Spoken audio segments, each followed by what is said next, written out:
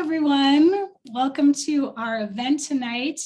I am so thrilled to be welcoming you all into a virtual space. It's been about 2 months since we've had one of these, so I'm just so thrilled that we get to host Vinnie Hansen tonight and reach out to so many folks that might not be in Santa Cruz tonight and still get to join us. So welcome, everyone. So today we have Vinnie Hansen in conversation with Susan Bickford. And they are both here with us and they're happy to engage with you all in the chat, which is in a box down at the bottom of your screen. I welcome you to let us know where you're joining from and create a space of community there if you are so inclined. Tonight, we are thrilled to celebrate the release of One Gun. Vinnie and Susan will have a conversation about the book and then they'll answer some of your questions. Before we get started, I'm going to give you a quick overview of the event platform here. We are in a Zoom webinar and we can't see or hear you at home. But like I said, we're here together. So feel free to be as engaged as you would like in the chat or just let it go on past if you prefer that way. We do have closed captioning automatically on, which you can hide if you like. And the event is being recorded so that you can rewatch it if you miss anything or want to share it with a friend who couldn't make it tonight. We'll send that link out tomorrow evening, or you can find the replay on our YouTube page later tonight after the event ends. And I will put links to that in the chat in just a couple minutes. We will also have, like I said, an audience Q&A. You can find that on the Q&A tab at the bottom of your screen. Just click on that to submit your questions, and you can do that anytime as the talk is underway. We'll get to that a little bit later in the evening. Your purchase of books tonight supports local jobs and independent culture. And it shows the publisher that our audience here is invested and engaged. So we would love for you, if you have not purchased One Gun yet, you definitely want to pick it up tonight.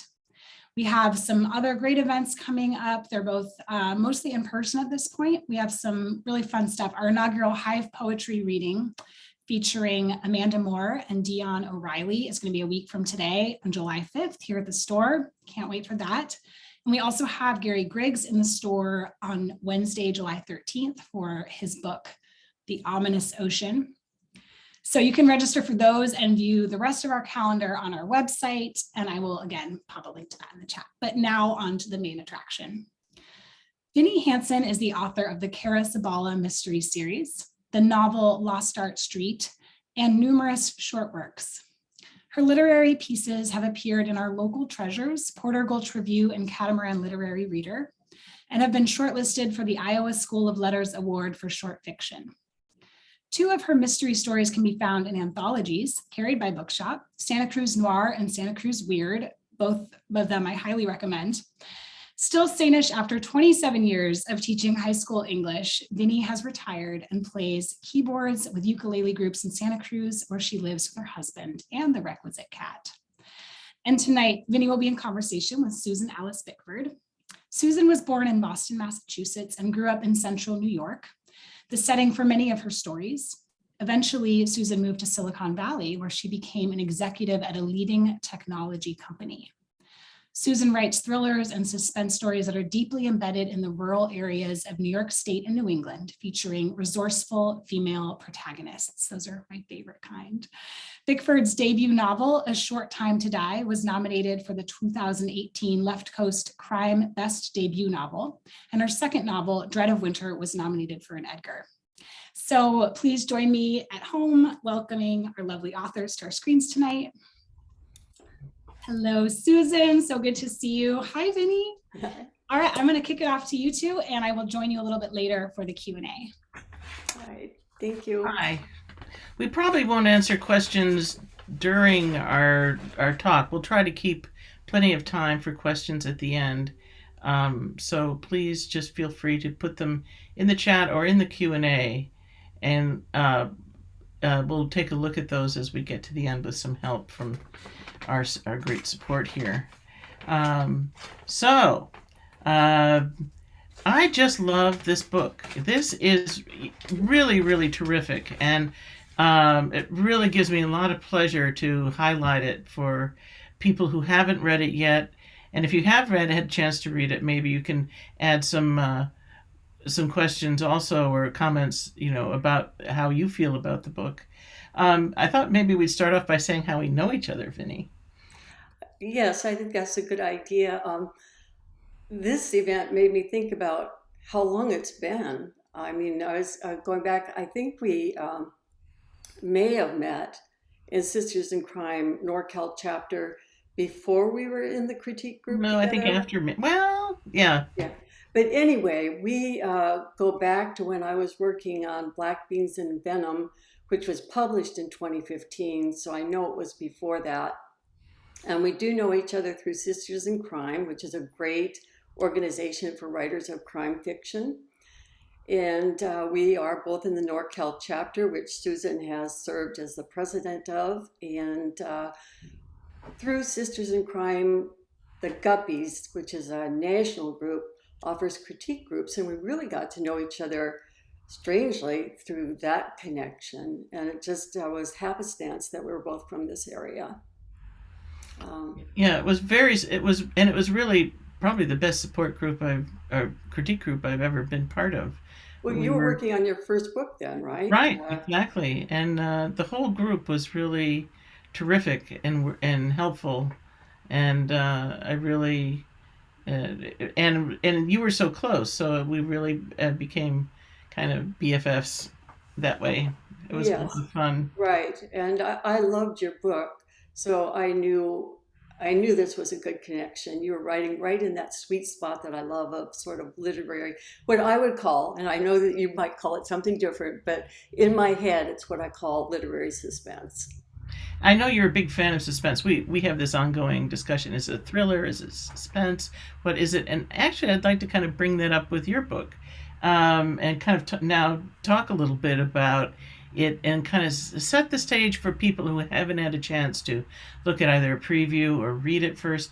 And I was saying, talking to you before we got started, that it's one gun, and just visually, I kept seeing it as lone gun, or a lone gun. A stranger rides into town with a gun on his hip in a typical Western and so forth. And this is not that story at all. So give us just the blurb. Sell me on the story that you wrote, and so that newbies can kind of get a flavor. Okay, I can see that Michelle from our drop-in writing is here, and she helped me with this blurb that's Twitter friendly. And so I'll just read that blurb because it's nice and short to give people an idea of the book. After Ben and Vivi Russo interrupt a burglary, the race to find the thief's tossed handgun before his cohorts do. When two tweeners find it first, the characters are on a collision course with tragic consequences. So there is that idea of the one gun, the gun pitched into a community by this burglar, and then just all the fissures and cracks that go out from the gun. So it's not at all like somebody rides into the town as the uh, marshal or coming to exact justice or anything like that. Yeah, and you had an original title that I think kind of, I see why you changed it, but it had a title that kind of captured that effect, that ricochet effect. It was called Craze. Craze, and like, is a what happens to glazes and when they crackle in that interesting way. Right. The dictionary definition is produce a network of fine cracks on a surface. So I was working with this idea of this gun was thrown out into the community, and there was a place it went and it fissured out from there and affected all these different lives. So, but then my problem with that title, Craze, is of course that it's easily misinterpreted. And I thought, oh, if people see the title Craze, they'll be thinking, oh, like the hula hoop craze or slinkies or etch a sketch or something like that. And so I didn't think that title worked, even though I Yeah, loved the way it spoke to the structure and in some ways the theme of the book. I agree, but it's very important to titling really helps set expectations for the book. And I think that one gun is sort of intriguing and kind of a little bit ominous. And I think that really, uh, I know you're a fan of suspense and so forth. But this is a little different than your your Carol Sababa books, which were mysteries with a private investigator, if you primarily. So, what inspired this? Why is this a little? There is a crime. It's not that it's crime free, but it's really a rather different direction than what I think of the way you were writing back then. I'll put a pin in that for just a second because I realized I forgot to thank the bookshop and thank you and thank the audience for showing up, So I'm just so grateful and appreciate it. So the Carol Sabala series I felt was finished. My character reached a nice professional arc and concluded sort of her personal identification journey. What inspired this book was really two events. One was my husband and I came home and interrupted a burglar, just like you heard in the blurb. That actually happened to us. We came home, there was a burglar in our house. My husband gave chase, and the burglar pulled the gun, pointed it at his head, and threatened to kill him. Well, for those of you who know my husband, when the burglar started to run, he kept chasing until the guy finally started to dump all the stuff he had stolen.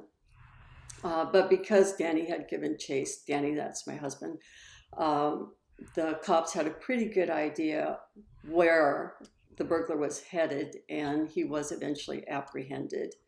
And of course, he had pitched the gun.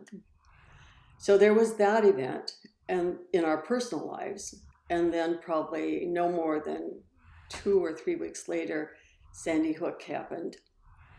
And for me as a teacher, Sandy Hook just felt like a gut punch. I mean, it's still the image of those little kids filing out of the school with the looks of terror on their face. It's just embedded in my mind, like the image of the little naked napalm girl running down the road in Vietnam. So there were these two events, and I just felt compelled or motivated to write something that somehow dealt with gun violence, but I'm a fiction writer. I didn't want to write a treatise on American gun culture or something like that. So I wanted to address gun violence, but write fiction. And did you want to insert a question or a comment here? I don't Yeah, I want was to gonna. go on and Yeah, on and on yeah. and I was waiting for the pause. That's yeah. I will right. just make a forced pause here. But I was gonna a question I was going to ask later, and I'll ask now instead. Is I don't really interpret this exactly as an anti-gun book. I mean, it's not a polemic in that way. It's more, and you and I talked a little bit about your personal background. You're not really an anti-gun person per se, and this book has a, I don't know how to put it, a kind of very pragmatic. It's not that the gun is a force for good, but it's I wouldn't call it a polemic about guns either. Yeah. Although one person who read it said, this book is guns bad. So one person certainly took it that way. But my own background, I grew up in South Dakota, which is definitely gun culture. We had a rifle hanging over the piano. I learned to shoot a 22 when I was in high school and enjoyed it. And I had brothers who hunted. I still have a nephew back in South Dakota who only eats the game that he hunts and kills himself. And when I think about that, and I think about that versus running down to Safeway and getting some factory farmed meat, I really can't say which I think is better. And then there's also the whole thing about you and I are both crime fiction writers. And of necessity, we end up dealing with guns, thinking about guns. I've researched guns, gone to a gun shop, practiced with a gun in order to make my fiction realistic. So there's all of that on one side. And then on the other side, there are things like Sandy Hook and just these horrible statistics that we're faced with. I can rattle off some of them.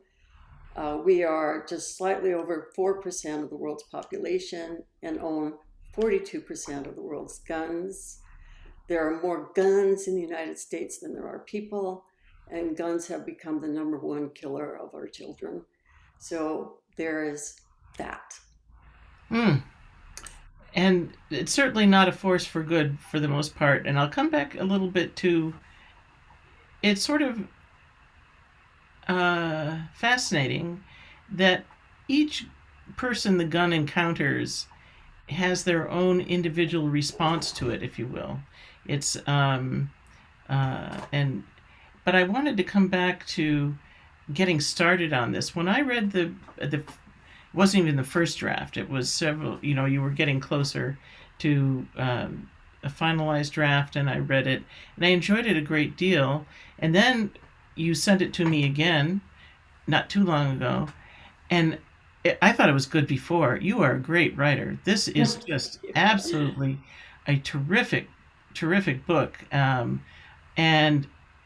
I noticed it was different. And I wanted to ask you a little bit about, that you talked a little bit about what started the story, and it starts the book as well. Is it really? Are you really Viv and Vivi, I guess, right? And Ben. So talk to me a little about the evolution of writing the book and how that worked. I think when we were talking before the event started, you said when you look back that was version 5, the original one that you saw. And before it went to publication, I was on draft 11C, which means like 13 or 14 drafts. So this was a long, arduous process writing this book.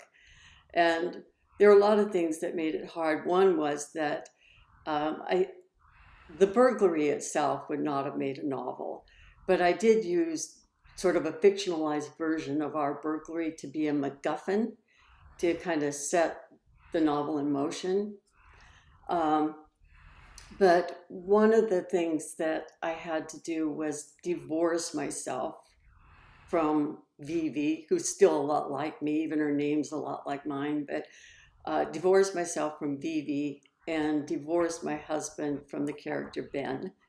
And I think I did a lot more of separating my husband Danny from the character Ben than I did me from Vivi. Ben has a totally different background, grew up in a different city, has a different interest, but that was a long process. I don't really advise people to try to write a book based on a real experience or real people. It's hard. We were talking earlier about how real people don't make very good characters, unless there's somebody like my dad who really is a character or was a character. Some people are writ large and work, but I think Danny and I would like to think we're interesting, but on paper It's sort of surprising, isn't it, how that works? You might pick up little bits and pieces, but it's not. I actually admire people who do biographies because sometimes people aren't as interesting up close as you might say. Same thing for dialogue, which kind of gets us to the next bit I want to talk to you about, which is everyone in this book has a great voice. And there are a whole bunch of teenagers and young adults and tweens even in this book. And each one of them, each character, I could just pick up a chapter at random, open it up and read it and know exactly who is talking. And none of it is in first person that I remember, right? Mm-mm. It's And multiple third multiple person. thirds. And so tell me about that process. And I'm also thinking maybe your experience as a teacher really, and particularly at the high school, junior and senior high school level, might have helped a lot with that. That the dialogue of that age group, I just really have to bow down. You are just fabulous at that. I think I should just be quiet and let you talk about Talk it. about the book. Yeah. But I'll take the teacher part first. I don't have any kids of my own. I haven't raised teenagers, but as somebody who is in secondary education for over 30 years, a high school English teacher for 28, uh, I feel like I've had thousands of kids, and I don't know just kids who are like my own little children. I know a really diverse range of kids. In one English class, I remember I had 7 languages represented. I've had kids that were at risk and kids who went off to Yale, Harvard, MIT, Stanford, you name it. I've had gay and straight. I've had students with physical disabilities, blind, spina bifida. I've had students with mental problems from mild ADD all the way up to schizophrenia. And I've had gang involved students and drug involved students and anorexic and bulimic students. So I feel like I've just been exposed to like all kinds of kids ages 13 to 18. And like a lot of high school teachers, we're not psychologists, but I think we do become sort of experts on that age group. So that's it. That's the part, the teacher part, that I think helps. Although I'm 10 years out of the classroom, and I think the book, if a teenager picked it up, they might think it's a little dated, but because everything changes so quickly in that age group. Let's see, the other Yeah, I half of the think question. Yeah, go ahead. I think that I would just a little bit on what struck me was the voices of the teenagers. They said things and thought things in a way that I would never express. I would not even be able to express them. And yet, I didn't need a dictionary. I knew exactly what they were saying and thinking, but the way it came out was very different than the way I think and talk. And when I think of people who say about teenagers, oh, kids these days, they don't know how to talk, they don't express it. I was like, oh, but this was so authentic, and it really, I really did know they were thinking. Mhm. Sometimes with the screw loose, but they were thinking. And you told me what you did, part of your process for refining this, how you went back for each character, and tell us a little bit about that. I thought that was a fascinating Right. detail. Well, this is really, uh, I have to take my hats off and bow to Mary Felice. Some of the people in the chat know who she is. This book was hard, and I was struggling with it, and really, I think, very close to giving up on it. And she read it and gave me some suggestions. And one of them was that the characters just sounded too much the same, and there were too many of them. And thanks to her, I got rid of 5 characters, and I went back into every character and started to work on a micro level of, okay, my one tweener is named Rocky, and I gave him the phrase holy crap, which isn't a very teenage kind of expression, or in his case, he's only 13, but it's not that kind of kid's expression. But it's explained by the fact his mom has a swear jar. So he's kind of um, has these little phrases like that. And I went back in and say the word shithead. Sorry, folks. That became Ben's expression, and nobody else in the book got to say that. So it was really at that kind of level I was working to give these people their voices right down on this person says this word and this person says that word, and just kind of bringing that up from time to time throughout the book. Yeah, I've done that. I would just say in my second book, I had two characters that turned out to be sisters, and one of them swears a blue streak, and the other one doesn't. Hmm. And done. I'm sure other people who in this group that are writers, and I see a whole bunch of our some Right. buddies here. I'm sure they've gone through similar things. I kind of want to talk a little bit about how this craze, if you will, affects different people so differently. And all the characters have kind of a, they don't, almost none of them know each other to begin with. I wouldn't say exclusively, but um, they're, and yet they all end up kind of bumping into each other Mhm. and seeing each other in different ways. And how this gun affects them and their lives really is so dependent on their individual circumstances and how they get connected to it. Maybe you could tell us a little bit about how you're thinking around that and your feeling about these connections. Well, I would say that connectedness is a really important, big theme for me. If people have read my former novel, Lost Art Street, they can see that I'm interested in how all those characters are connected uh, literally by where they live. It's a little apartment complex, and they end up interacting with each other whether they like it or not because they all live in the same place. And with one gun, it's sort of a similar thing, except rather than being a physical place, it's because of this gun. And it's pitched out there into the community, and people get their hands on it, and other people want it. So maybe I should back up and just say a little bit more about the plot. Um, when the thief in the book, who's named Dwayne Williams, throws that gun out into the community, he's very motivated to get it off the streets because that gun, if it is found and becomes evidence, will add +10 to his sentence.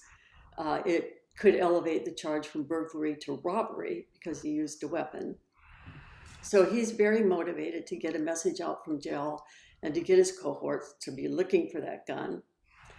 Vivi and Ben are also interested in finding that gun because they want to see justice prevail. They want to see the full force of the law brought to this criminal who invaded their house and threatened to kill Ben.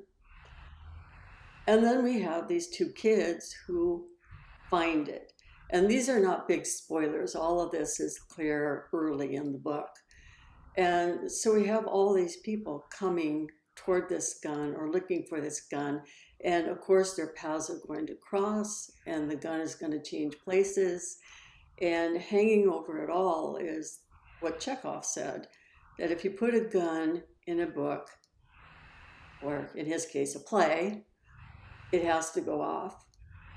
And so I'm hoping that as this gun travels, the reader will feel an element of suspense. When is it going to go off? How is it going to go off? Is somebody going to get hurt when it goes off? So I'm not even quite sure I answered your question, Susan, but Well, uh, yeah, and but also what I noticed was it brings its own kind of poison with it. Everybody who whose path it crosses is somehow has to confront something very unpleasant. Um, and sometimes it's not the actual gun itself. It it could be a different gun, or it could be an argument, or it could be the tensions that they have, and so that was so fascinating to see people who are solitary have a very hard time and everyone has a hard time, in fact. But there was also, when you talk about connection, people with connection um, sort of deal with, they have a more complex way of dealing with it. Maybe you could talk about that a little Yeah, well, too. they fare better, They certainly. fare I mean, better. um, one of the themes running through the book too is Vivi is a yoga Oh, practitioner. right. So the whole idea of yoga is a union of mind, breath, and mind, body, and breath, but it's also the union of ourselves with everything. And so naturally, since I'm kind of a Vivi character, I'm all about our universal connection, that we're all connected. Um, and did I answer your question? Well, yeah, but I guess it's not too much of a spoiler. But kids, the younger the characters are, the more they struggle, and it's Right. not that they struggle in vain. So they some of them do very well, some of them don't, just like other characters. But that was one of the things I noticed, which was that the loners really have the hardest time when they encounter a poison like this. They are not connected. They don't have that thing. So uh, anyway, uh, I love what other people see in my books, No, but it's great because what you're saying is also supporting my theme that yes, if you're disconnected and if you're alone, it causes a kind of suffering, and so it's there apparently. I mean, you are getting it out of the book, so that just pleases me to no end. I don't know that I wrote that consciously into the book, but that's one of the things I love about writing is then having somebody read the book and seeing what they get out of it. I always went. I'm a deep believer in that critical theory that says a work of fiction isn't complete when it's like out and published. It's actually completed when the reader reads it and does whatever magic they do in their brain with the material, which could be, it's going to be different for everyone, and it could be quite different from what we imagine. So I think that's delightful. do your characters talk to you? Oh, And speaking of this, the reason I'm asking this is thinking about how somehow we as writers come through even unintentionally. It's sort of this subliminal, subconscious thing that happens, and it's for me, one of the fascinating kind of magical things about writing is to how at some point that things start writing themselves. Or mm, now my characters don't talk to me. I am the boss. But I was right. wondering if your characters talk to you. If they tell you Um, what to say or what they want to do. I'm in your camp. They don't talk to me. I've heard other authors say that their characters just talk to them and take over and do the whole story. And I wish I were that lucky. And, it doesn't happen that way too uh, for me at all. Um, I just had a thought and had a senior moment. It went so. So talk a little bit about the difference. Um, you talked about your Carol Sababa mystery series, and that's a series. Now, Mm. I don't think this is a series. Will we be seeing Vivi and Ben anytime soon in another book, or or No, Dwayne? no. None of those characters, although there is a girl named SB that you will see ever so briefly in a second book, my WIP, my work in progress for the non-writers out there. Um, I'm working on a second book. It's called Crime Writer, and it's united with this book, One Gun, by setting, both of them are in a fictionalized Santa Cruz called Playa Maria. And a few of the characters in One Gun, but minor characters, reoccur in Crime Writer. they're mostly police officers or sheriff's deputies who are in one gun. Because there's a crime and crime writer, they are recurring, and SB makes a little cameo appearance in the second book as well. So it's not a series, but I do hope to have a complimentary book. It's not a sequel, but a really good book. Well, that's how my books are too. They're all set in Central New York. They just aren't, but they aren't a series. But as someone who has written a series, I haven't. Are those? Do you find that harder to write, easier to write? Do you like reading series? Are you? I'm a big series person. Once I find a series I like I've read all of James Eskins, Ellie Stone books, and I read Sue Grafton up to about You or something, and Marcia Muller. So yeah, I've read lots of series books, and once I get hooked in one, I'll read it for a long time. So me as a non-series writer, I don't like to write series. What would you tell me is the fun part as a writer about writing a series, as opposed to, or what's different about it with your standalones? Well, one thing I enjoyed was being able to follow Carol Sababa over a big chunk of her life and really giving her a long character arc. Not to talk too much about my former series, but she's half Mexican American, but she looks like her white mother and has never known her father. So she has this sort of lost identity, this half Mexican American, the Mexican half of her. And so the series allowed me to have her slowly resolve that issue. And ditto with, she starts as an amateur sleuth, but over the course of the 7 books, she becomes a professional PI. First, she's just sort of a office gopher, and her boss, who's the real PI, kind of treats her like a non-entity. And so she gets to work through all that. And by the end, it looks like she's going to be a real woman with her own office and really own the fact she's a private investigator. So she has a professional arc and a personal arc that I feel are fulfilled by going through 7 books. I think it'd be hard to do that in one book. Well, you had to do that to some, but I mean, these characters did have arcs in this book, certainly, and in Lost Art Street.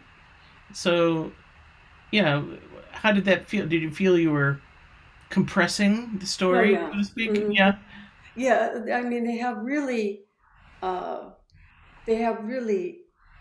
what do I say, sort of truncated arcs. I mean, something happens in their lives. Almost everybody in this book, their lives are going to be different. That gun is changing their lives, some in small ways, but some in really profound ways. And but the change is sort of the kind of change that could happen from yesterday to today. Does that make sense? Mm-hmm. It's something that happens in a short time span. It's profound, but it happens quickly. It's not a slow development of character over time. Are we almost to the point? Yes, I was going to say, I'm just trying to figure out if I have any final question, because I think we'd like to go to see if we have questions from the audience. I'm reading some of the comments in chat. But I guess that's not very, amusing for the audience to watch me with my eyes over there reading what's in the chat. Well, so while we're waiting, so please, folks, start putting your questions and comments in either the chat or the Q&A, and I will ask Vinnie, who are the writers you like to read, and what are you working on? Tell us just a little bit about what you're working on now. Okay, well, I mentioned my book, my complement book to this book, Crime Writer. So I have a full first draft on that. and who knows, I hope it doesn't go to 11C drafts, but I Over do 10 have, years or something, right? yeah. But I've already been working on it for quite a while. So um, anyway, there's that. But I also write a lot of short stories. And when these things are sitting there kind of mulling, uh, I often write short fiction.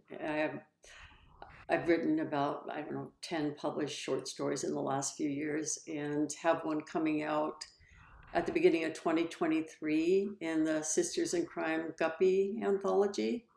It's called Perfect Partner, and I really like it. So uh, look for it. The title of the anthology is Hook, Line, and Sinker. And I think it's our Guppy's seventh anthology. Do you Yeah, know, something like Susan? that. Yeah, Yeah. I didn't apply for it this year to put a story in, but they're a lot of fun, and they're past ones that if anyone wanted to check those out.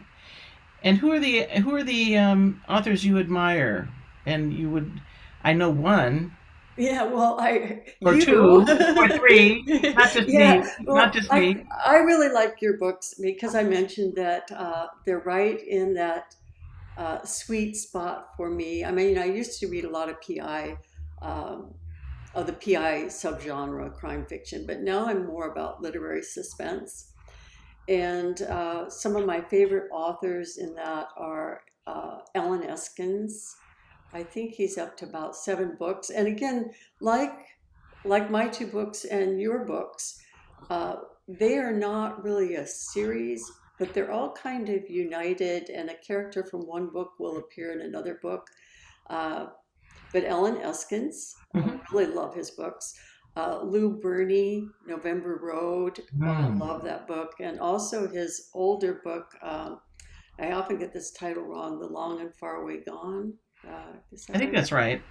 I think Uh, that's right. Yes. love that book. And Jane Harper, The Dry. That also, Ooh, wow. yeah, I've read Yeah. all her Mm. books. Yeah.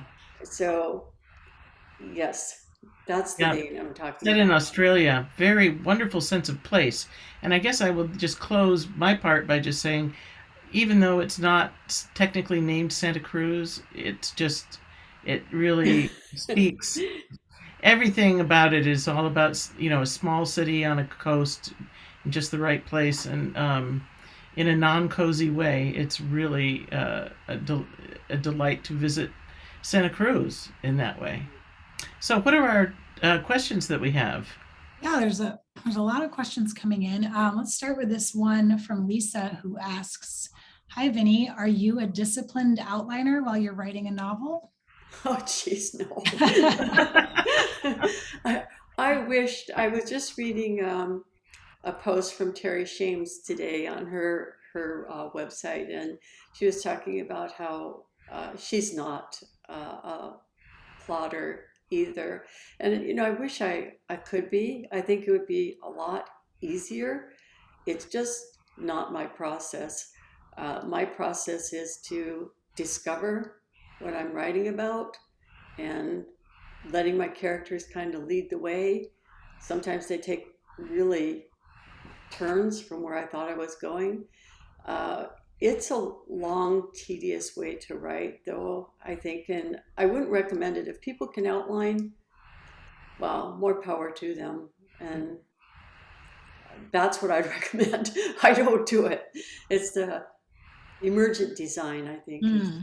what I Susan, are like. you an outliner? No, Hmm. but I discovered once you have a contract for a book, the publisher does want to know what you have in mind. Hmm. So I had to learn how to do it, Mhm. but not by inclination. Here's a question for Vinny. Was there a way that your personal life was changed by the burglary you experienced? And if so, was it quickly or a slower change?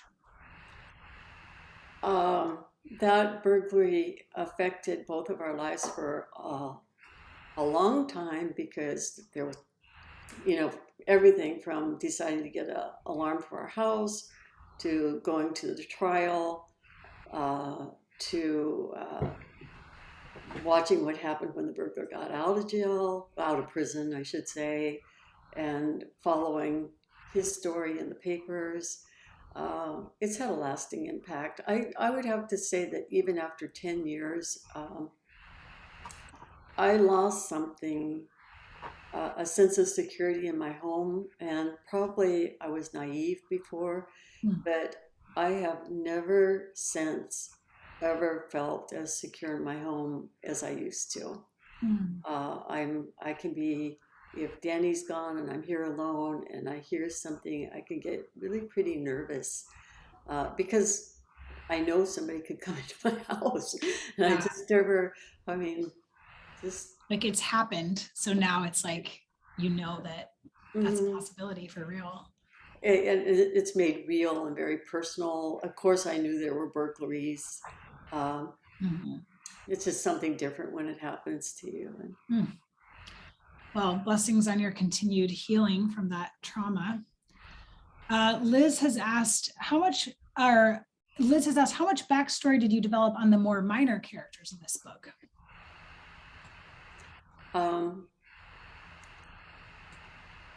I think that I could go on for reams with backstory. Even now that the book is out, I've been thinking, oh, if I had Rocky talk more, Rocky my tweener with the swear jar, I would have him say fudge.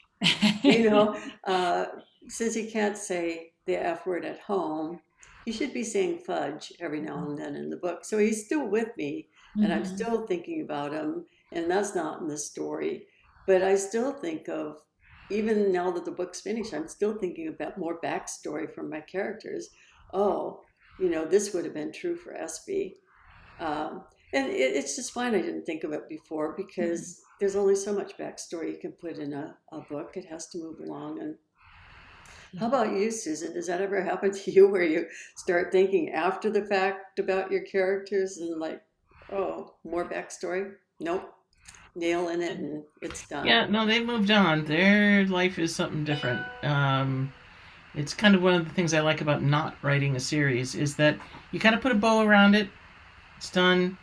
Bing! Off they go. It's not that their life is happy ever after. It's just that it's their life. Bye-bye. Yeah.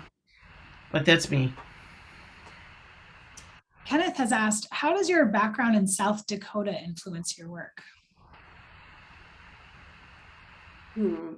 Well, I have a whole set of short stories that are set in South Dakota that are just very definitely my South Dakota stories.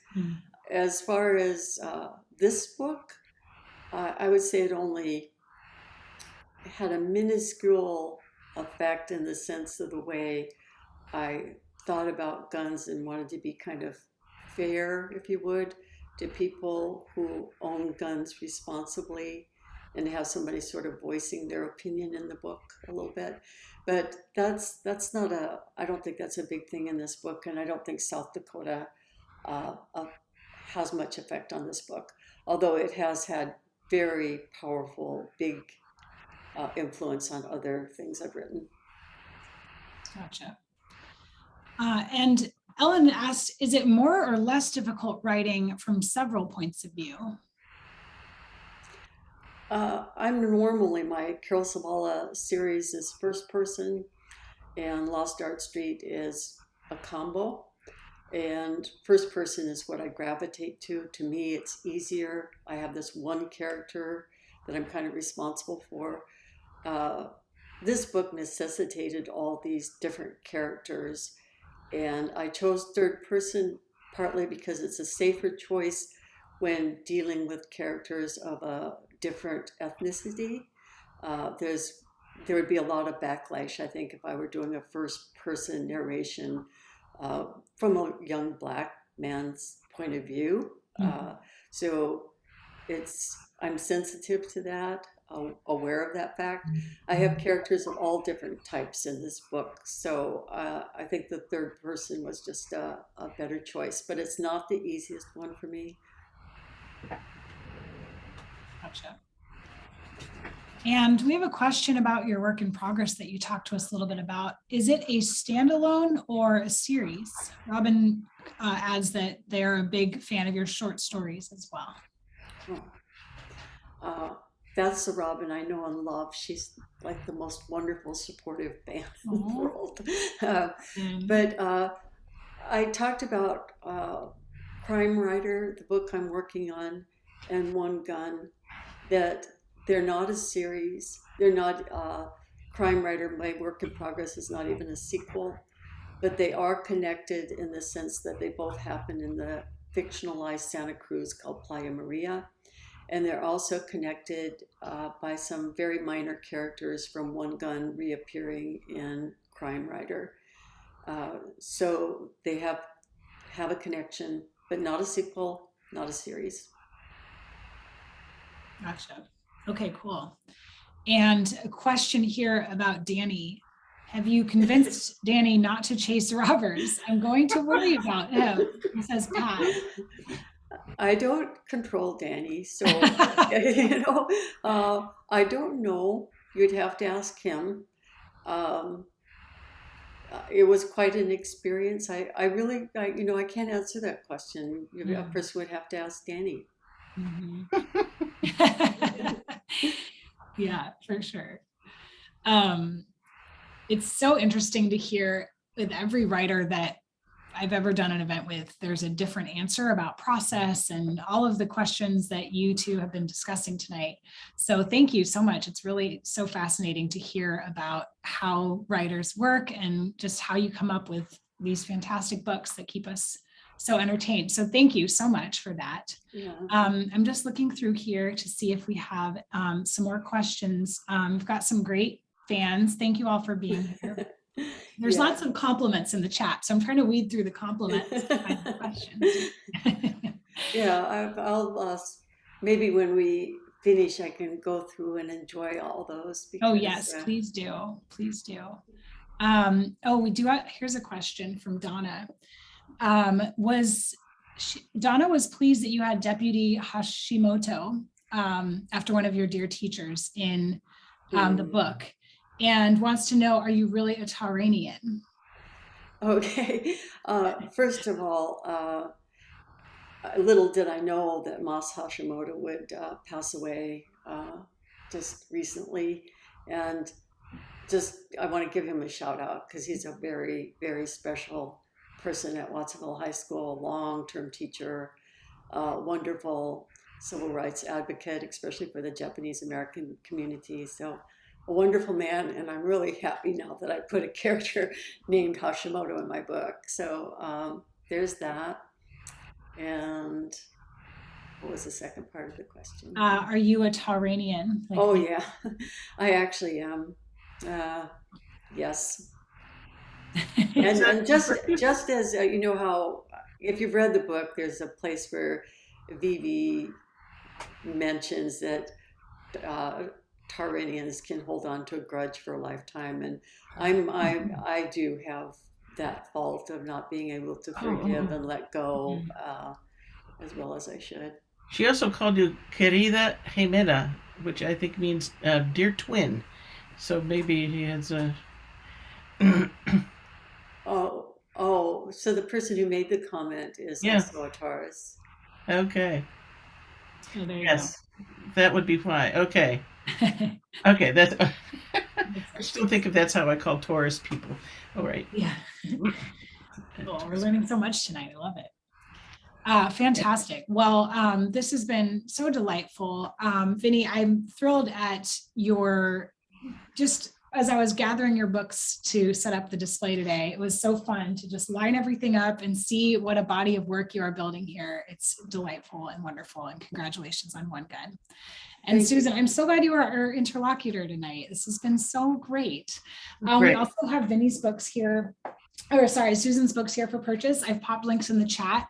And you can find the anthologies in there as well. I definitely recommend them. Super fun. And I would say for those of you who don't know Santa Cruz that well, if you do go to Santa Cruz, this bookstore is amazing. Yeah. It's huge and it's right downtown, and it's just, it's got so many nooks and crannies, and it's a fabulous place to visit.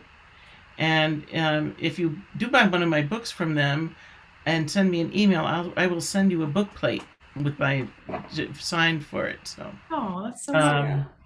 and so as a way to make sure they get signed.